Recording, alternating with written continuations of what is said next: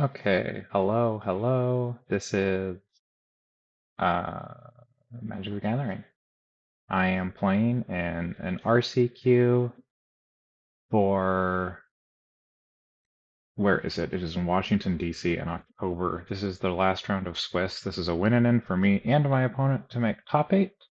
And the event streamed one match from every round, but they did not have any audio or anything with their stream, which means it is a little bit of a tragic experience to watch. So I am recording over it, and you're going to get my live commentary, and then I'm going to be very cool because I am brilliant and know how to use Google. And I'm going to add pictures of relevant cards as they come up so that you can actually read what the cards do if you don't know Thunder Junction Limited, which most people probably don't, especially because Modern Horizon just came out. So why would you remember this format? So this is game one. We did odd even for die roll, and I won. So I had a green, like Naya splashing, or not Naya, sorry, green white is Selesnya. Selesnya splashing black for removal, I think is what it looked like. Maybe it was pretty solid, like 3 color. I don't know exactly, but pretty Abzan, pretty mid range, good green creatures, just, the usual Thunder Junction stuff. I did have a few insane bombs. I know I had a Railway Brawler, which, like, that card is not,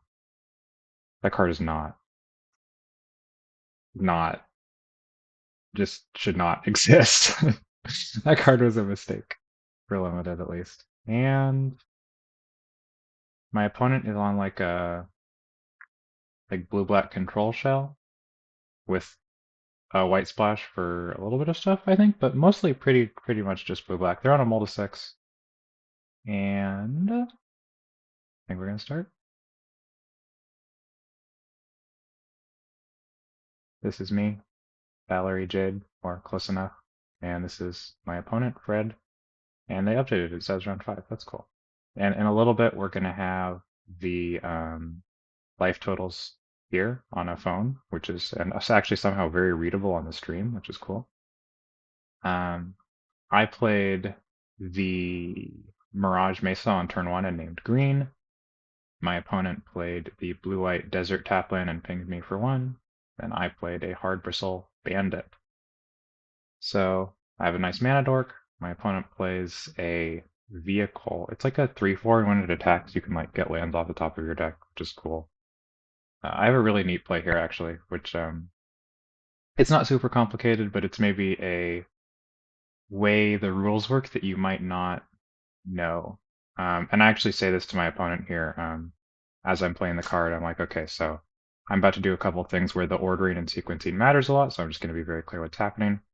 Play this 2/2 that says when you target something, you can pay a black to reanimate it. And I have this 3-mana dude here who sacrifices my creature to destroy their vehicle. So because this is a reflexive trigger, you sacrifice when the effect resolves, and if you do, there's a second effect that allows me to stack the Hard Bristle Bandit and this cute little tutu who's like a miner or something. I don't remember his name, but I'll have it on the screen. And I can order them however I choose because it's a separate trigger. And then have this dude untap first so that he can be a mana dork to reanimate this dude. So I end up getting to destroy it for free and just have 6 power of creatures on turn 3 against an opponent's empty board. They played Nathan Stoyer, and they are in a rough spot because I have a million things going on, and they look pretty dead as shit. I mean, it's like turn 3 and it's draft, so they could just, or sealed, so they could just have like a bomb and come back, but I murder Nathan. Sorry, Nathan. Get in there for 6, they go to 14. Pretty nice.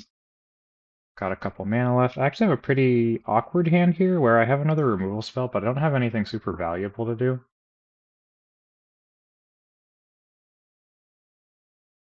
But I do have 6 power, so that helps. That gets it going. Oh yeah, I asked them to separate their lands because they're playing the Innistrad lands, and I just cannot understand what those are. So they have the swamps in one pile and the blue sources in another. Hostile Investigator is a really sweet card. When it enters the battlefield, your opponent discards. I guess I'll have it visually on the screen so you can read it. And you get to make a clue. So it's just like very, very strong card advantage. You get +2 just for playing it, and it's a 4/3. So I do the only thing I can reasonably do here, which is keep the beats going. I just exile it so that they can't functionally block my attack at all. I'm gonna have to look up the names of these cards when I put them on the screen. Oh my god. You'd think I would know all of this, but my memory and words. So get in for 6, they go to 8. This is like very good pressure, especially because of the kind of matchup it is. You really want to go really quickly. And here I'm feeling pretty confident, but not amazing, because the only other spell I have in my hand is a 2/3. And it doesn't do anything helpful. It like searches me for a land. It's called Patient Naturalist. So I'm actually not in a great spot, which is pretty rough. And they get to draw a card and lose a life here. So they're actually at 7 now, although I don't know when they'll update it. Yeah, there they go. They're at 7. So Vault Plunder, 3 mana, 3/1, draw a card, lose a life. Very nice card. And here, my only spell is a 2/3. That's it. Not great. So I go ahead and play it. It mills 3 cards. I'm gonna get a land from among them, and I get to put it in my hand, which is like cool. It's nice. It's good fixing and like occasionally ramp in your deck. It's a fine card, but like obviously really not what you're looking for here because you just need a bit more going on. I do a cute little attack here. I only swing with the 1/1 and the 2/2 because I don't want to let them block efficiently. So if they block the 2/2, it'll probably come back later anyway. And if they block the 1/1, then it's just a really weak trade because they're blocking it with a 3/1. So this keeps my strongest creatures alive, gets a couple damage through. They're down to 5, which is great, but you know, they only have not a lot of life, but my board kind of sucks. And we're gonna have an interesting spot coming up here where they're just gonna play a land and pass. And there's one really obvious card this could be, which is Ambush Gigapede, which it ends up being, which is pretty rough for me. But I think I could have known that was possible, but they could have had other removal spells. So what I do here is I plot this cute dude. He's a 3/2 with trample. Gives my dude +3/+2 and trample when I plot him. And they respond by killing the 3/2 that I'm buffing. So if I had buffed, or the 2/2 that I buffed, so at least I did that. If I'd done that a little differently, like putting it on the 2/3, for example, it would have survived the Gigapede, and then this could have been a lot better for me. But not how I did it, so I swing out. I just need to get damage through. They're so low, they're only at 5, and I really do need the game to end. So they go to 3 off of that attack, and I'm going to have the 3/2 next turn, but not a great spot for me. They're up to 7 mana. They have 3 cards in hand. This is actually, like, very losable despite having been an incredible start for me. Pretty rough board state. I was actually thinking at the time, I was like, if they have like 1 or 2 good plays, like, or like a couple life gain stuff, this is really rough. Peerless Rope Master is a 4/4, which is really good on this board because I don't have anything bigger than that. Excuse me. And I play this 3/2, and I drew a Beaver. Beaver's a sweet friendo. I go ahead and play my land here. I do like holding lands in these spots, but there's a counter unless you pay 2. Phantom Disappearance, I think it's called.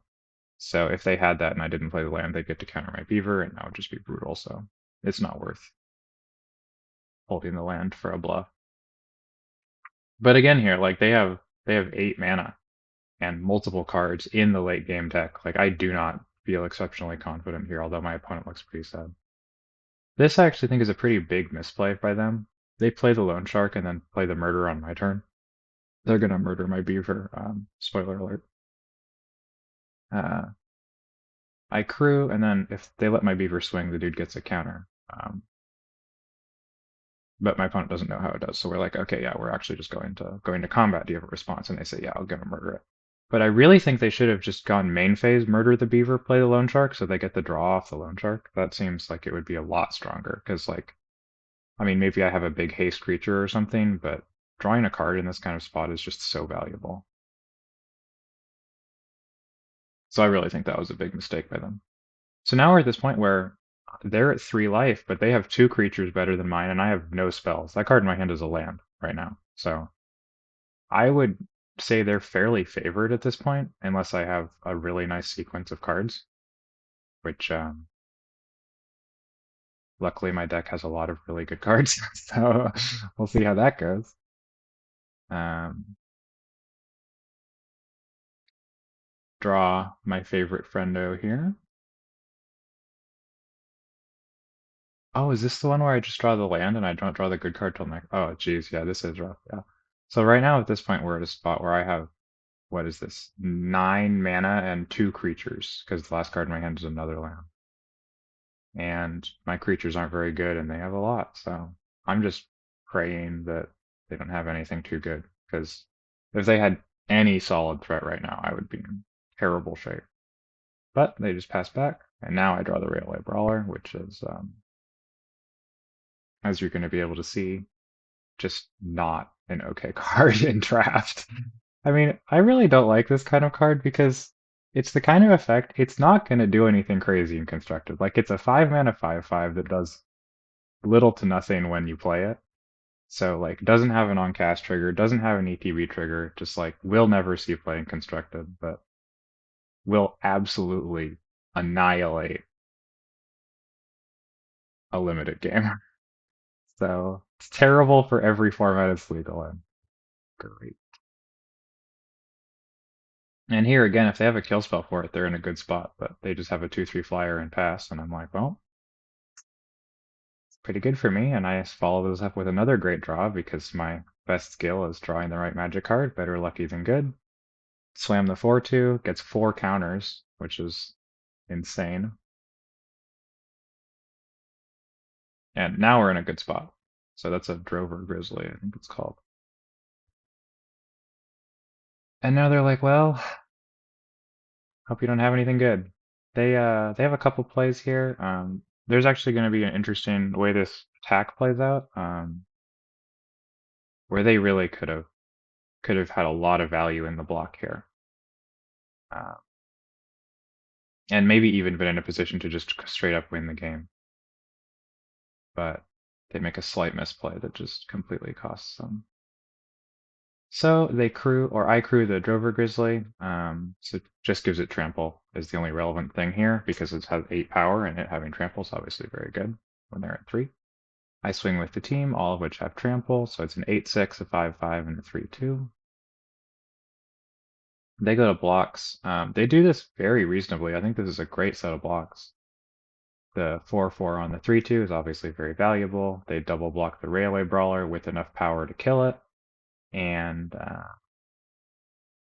I've got a bear that's about to be a lethal attack, but they happen to have.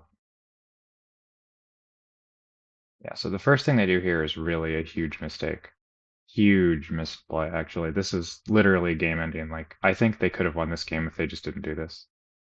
Um, really brutal. Really brutal. So Fleeting Reflection is 2 mana to give a creature hexproof, and you can make it the copy of another creature until end of turn.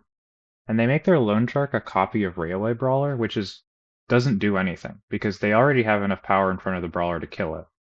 And my Brawler doesn't have enough power to kill both of their creatures, so does not interact with the game at all, actually. Like, no effect whatsoever. Um, so they just lose that card for no value, which I guess they didn't realize. And then they bounce my dude, which is very nice for them.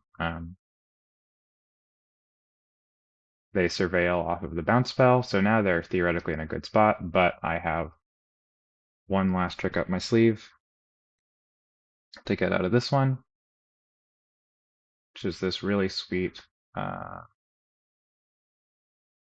blink effect that it's one of these free cards. The first mode exiles a creature and it comes back at end of turn, so I target their Rope Master, which is going to get exiled, and then I'm going to trample through for 3 because I no longer have a creature blocking my Alchemist,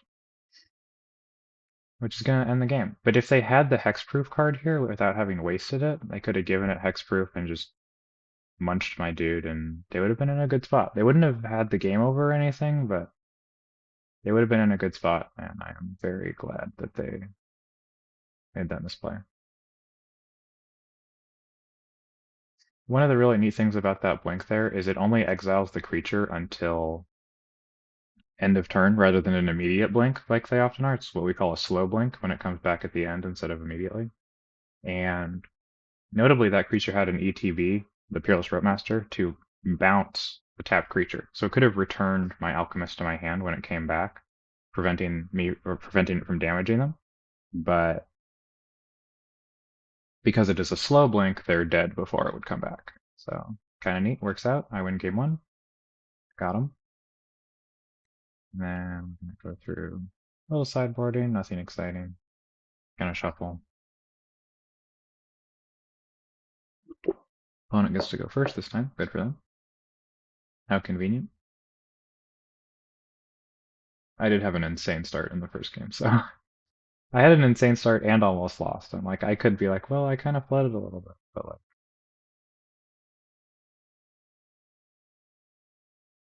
it was rough. I was actually a little uncertain for the next two games, but I do have a lot of really good cards. So they start off with the Forlorn Flats, pinging me for one down to 19, just getting their colors together. And I once again have my little tutu friendo, my minor. I think that card's name is something minor, and when I add the image in, I'm gonna hope that I was right. So they have Island, Go. So they have 2 mana here. I kind of thought they might have something, because there are some nice 2 mana cards in this format, but like the Phantom Disappearance that counters unless you pay 2. I have my own Forlorn Flats, getting them down to 17. That's the land I just played that you cannot see at all under the glossy sleeve. So you'll just have to trust me that I played a black-white tap line that pings them for 1 and I'm not cheating. You follow it up with a Pylon, with a Global Surveil trigger. I actually don't really remember how the second game goes, like, at all, so this is going to be exciting for me too, because I played this like a week ago. And they just land pass. Okay, well that's sweet for me. Probably means they have something. That'd be really rough to just land go over and over. So there's my forest for the third color, getting them down to 15 on the attack.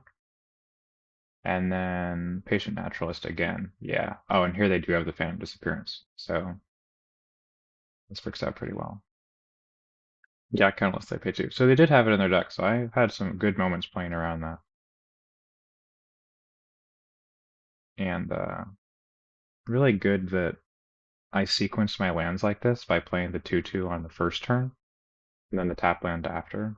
Because I was thinking about playing the tap land first, just to get it out of the way, but I was thinking that if I take my second turn off, it could play around their Phantom Disappearance, which it did. So then they plot a 4/3, and then I just land go. I actually just have removal here, and a giant worm, which is pretty cool. They play the 4/3, which is something with flying and plot. And then alongside that, they drop the Roadmaster to bounce my 2/2. And I'm like, cool, no problem. And then end of the turn, I flash in this obscenely powerful card. It's a 6/5 Trampler. It only has flash if I control a desert, which I do. And conveniently, they tapped out to play a creature here, so I know there's no counterspell. So I just get to go to my turn. This is a great spot where they can't block if I swing, because I have so much removal that they're just going to lose both their creatures a lot of the time. So they don't block. They go to 7 here, which is pretty brutal. And then I replay the 2/2, and then I pass with my removal spells held up. I don't think I actually had another creature to play there. So I wasn't even like I was choosing to hold up the removal mana instead of attacking. Or I mean, instead of playing another creature, I just didn't have anything else to play. But it was really obvious to them here, I'm sure, that I had a removal spell. Um,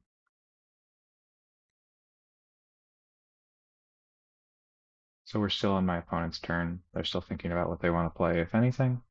They already played another island, so they're up to 6 mana here.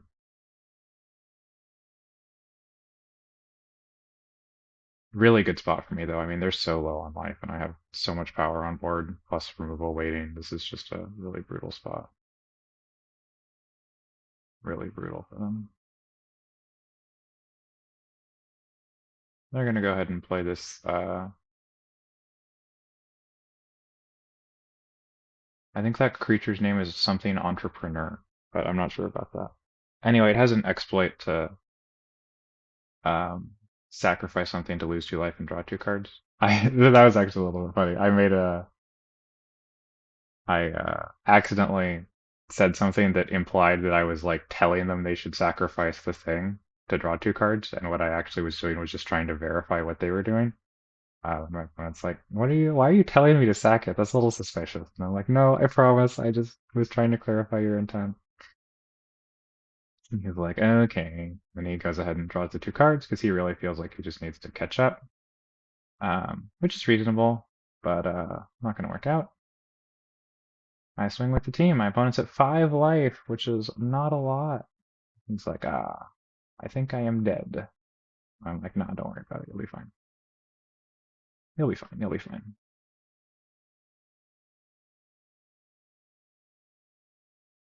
And I mean, you have to just block 1/1. What else are you going to do here, right? I mean, I guess you could double block 6/5, but that doesn't feel great because you actually still don't do a kill spell, right? Because if I kill the 4/4, I trample for 3 +2 on the side. And I have a really nice play here to bait out if my opponent has something with the Skullduggery, which bumps my 2/2 to a 3/3 and gets me an extra point of damage just by shrinking their 4/4. My opponent's like, well, I don't want, like, they can't stop me from trading really, but they don't want to make, you don't want me to shrink their 4/4. So they go ahead and play this Fleeting Reflection to turn their 4/4 into my worm and give it hexproof, which would, of course, leave it as a 6/5 because it would dodge the Skullduggery, we would trade, and the board would trade off and they'd be like in a weak spot, but not too bad.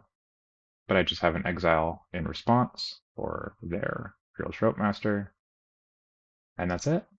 Trample over for 6 because their blocking creature has been removed. And that's a pretty easy 2-0 getting me in the top 8.